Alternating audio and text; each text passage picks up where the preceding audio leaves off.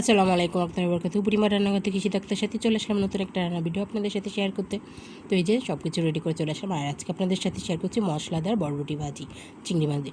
তো এই যে কড়াইতে প্রথমে পরিমাণ মতো তেল দিয়ে দিয়েছি, আমি অল্প তেল দিয়েই করতে চেষ্টা করছি, আপনারা চাইলে বেশি তেলও দিতে পারেন, মানে আপনাদের যে যেরকম দিয়ে দিয়েছি কতগুলো কুচা পেঁয়াজ, এখানে 4-5টার মতো পেঁয়াজ আছে মাঝারি সাইজে, দিয়ে দিলাম স্বাদ অনুযায়ী ঝাল, মানে আমরা একটু ঝাল পছন্দ করি সেই অনুযায়ী আপনারা যে যেরকম ঝাল খাবেন সেরকম ঝাল দেবেন। দিয়ে দিয়েছি স্বাদ অনুযায়ী লবণ, দিয়ে সুন্দর মতো ভেজে নিচ্ছি। তো ভালো মতো ভাজার পরে দিয়ে দিলাম আদা রসুন পেঁয়াজ বাটা 2 চামচ,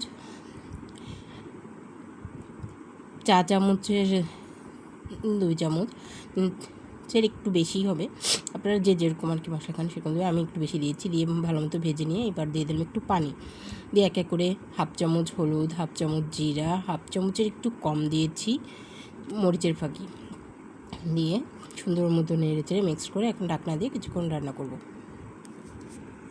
তো মশলাটা সুন্দর মতো কিছুক্ষণ রান্না করার পর এই পর্যায়ে দিয়ে দিলাম চিংড়িগুলো, ছোটো চিংড়িগুলো। তো এই চিংড়িগুলো দিয়ে নেড়ে চেড়ে একটু ভেজে নিব এটার সাথে, মশলার সাথে। তো এই যে সুন্দর করে নেড়ে চেড়ে দিচ্ছে, আবারও ঢাকনা তুলে দেখুন এইভাবে দিয়ে দিল চিংড়িটা কষানোর জন্য একটু পানি, অল্প পানি দিবেন যাতে চিংড়িটা সুন্দর মতো কষে যায়, শক্ত না হয়ে যায়। তো এই যে চিংড়ি কষানোর মাঝে এই যে দিয়ে দিলাম বটবটি আলুগুলো। তো আমরা তো বটবটি আলু ভাজু খাই সবসময়, তো একটু অন্যরকমভাবে খেলে কিন্তু বেশ ভালো লাগে, এবং খাবারের চেঞ্জটা খুবই দরকার মুখের রুচি এবং স্বাস্থ্যের জন্য। শুধু না, সবসময় একঘেয়েমি খাবার খেলে মুখের রুচি নষ্ট হয়ে যায়, এরকম একটু চেঞ্জ করে খেলে বেশ ভালো লাগে।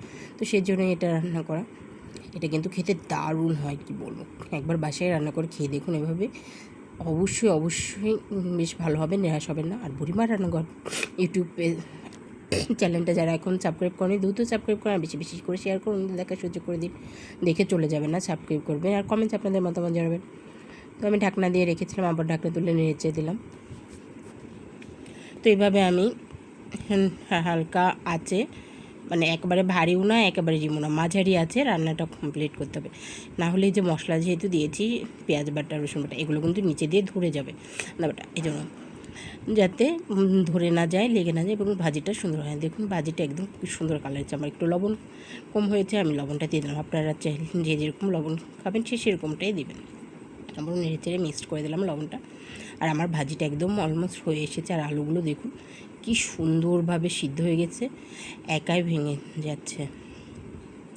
তো এই যে এই পর্যায়ে দেখুন আমার ভাজিটা একদম কমপ্লিট, একদম ঝরঝরা মুখরোচক একদম দেখতে দেখতে। তো চলো ভাজি কমপ্লিট, এক পর্যায়ে চলো টপ করে দিলাম, দেখুন কী সুন্দর, ওয়াও। এই যে তৈরি হয়ে গেল মশলাদার চিংড়ি দিয়ে বটবটি ভাজি। আজকের মতো এ পর্যন্ত, আবারও আর একটা ভিডিও নিয়ে হাজির হবো। আল্লাহ হাফেজ।